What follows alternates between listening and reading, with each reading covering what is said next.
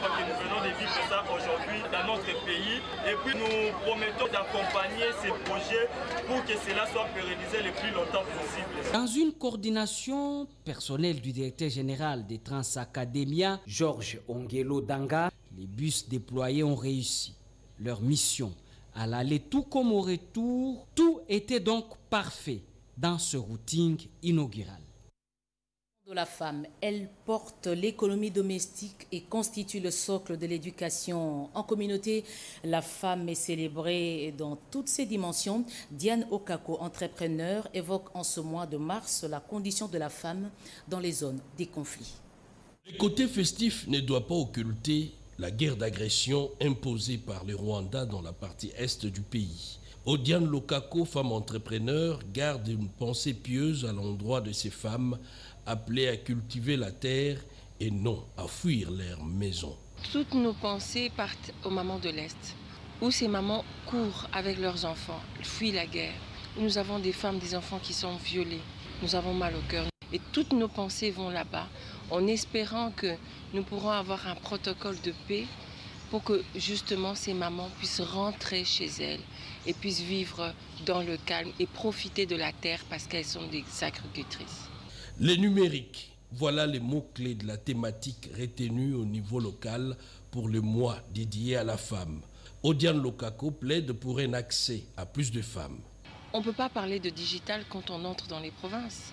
Même ici à Kinshasa, n'oublions pas que nous avons des problèmes d'électricité, nous avons un problème d'eau, nous avons un problème des réseaux. Donc comment est-ce que nous pouvons travailler dans un monde digital quand nous n'avons pas accès à tout ça? Je pense qu'aujourd'hui, chaque pays doit avoir un thème qui peut mettre dans ce contexte dans le pays où nous vivons.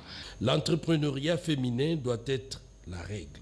Nous avons lancé un très grand projet il y a déjà plus de 3 ans, qui est la production du coton. Nous, femmes leaders, nous devons faire des projets avec des femmes. N'oublions pas que la RDC aujourd'hui, toutes ces mamans qui travaillent dans l'informel, c'est grâce à elles que nous vivons. Le 8 mars, Paris Sens reste un moment clé pour engager une réflexion approfondie sur les conditions de la femme. Pas de confusion. L'activité prévue demain au Palais du Peuple pour commémorer la Journée internationale des droits des femmes aura bel et bien lieu et le chef de l'État est annoncé à cette grande manifestation. Nous avons joint au téléphone la ministre du Genre. On écoute Gisèle Ndaya-Luseba. Négatif, madame. Je crois qu'il y a une confusion par rapport à mon information d'hier à la population.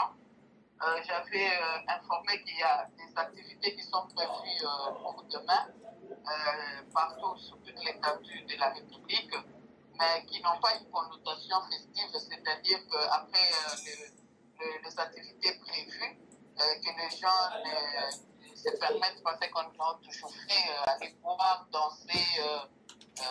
C'est dans ce sens-là que j'ai parlé.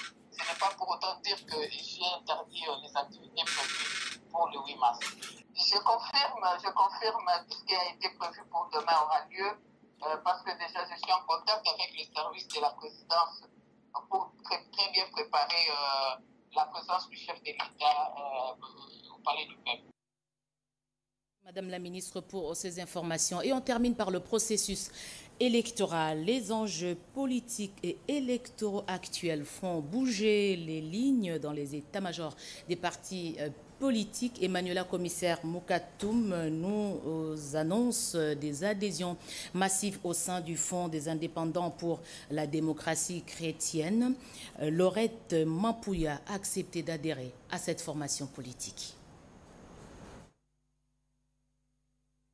L'identification et l'enrôlement des électeurs se poursuivent à l'étranger et au pays malgré l'insécurité qui défavorise des zones occupées par le M23 derrière le Rwanda au nord Kivu. Situation qui occasionne les déplacements de populations. Pendant ce temps, structures, associations et formations politiques, membres de l'Union sacrée soutenant les actions du président de la République, Félix-Antoine Tshisekedi, ce cercle ne cesse de s'élargir. Le FIDEC de Fifi Masuka vient avec un dynamisme et bouscule même à Kinshasa, siège des institutions. Ambitieuse, la jeune formation politique, le Front des indépendants des démocrates chrétiens, FIDEC, vise à aligner derrière le chef de l'État des millions de Congolais pour ainsi mesurer son poids réel avant de partir à la conquête du pouvoir. Une femme d'influence bien connue dans le milieu des médias y a fait son entrée, Laurette Mampouya. Dans une salle composée en majorité des membres de sa structure, les amis de Laurette Mampouya, elle a reçu des statues, effigies et autres symboles des mains des responsables de ce parti politique. La nouvelle venue a promis de porter haut l'étendard et défendre les intérêts de son camp. Là où les emplois ont été détruits,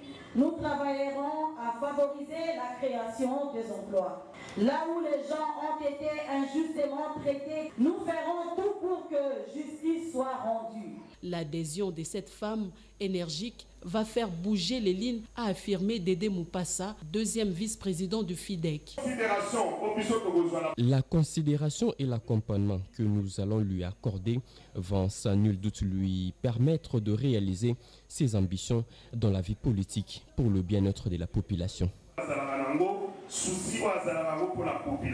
L'engagement politique des femmes est souhaité. Elles sont déjà très actives dans l'informel. Elles ont l'obligation de gouverner autrement. Justement, c'est la fin de ce journal. Madame, Messieurs, merci de l'avoir suivi à travers le monde. Grand merci à toutes les femmes qui ont suivi ce journal, précisément celles qui sont dans des zones occupées en République démocratique du Congo. L'actualité revient à 23 h à la présentation Serge Mata. Demain, 20 h, 8 mars, Sandra Nyangitabou.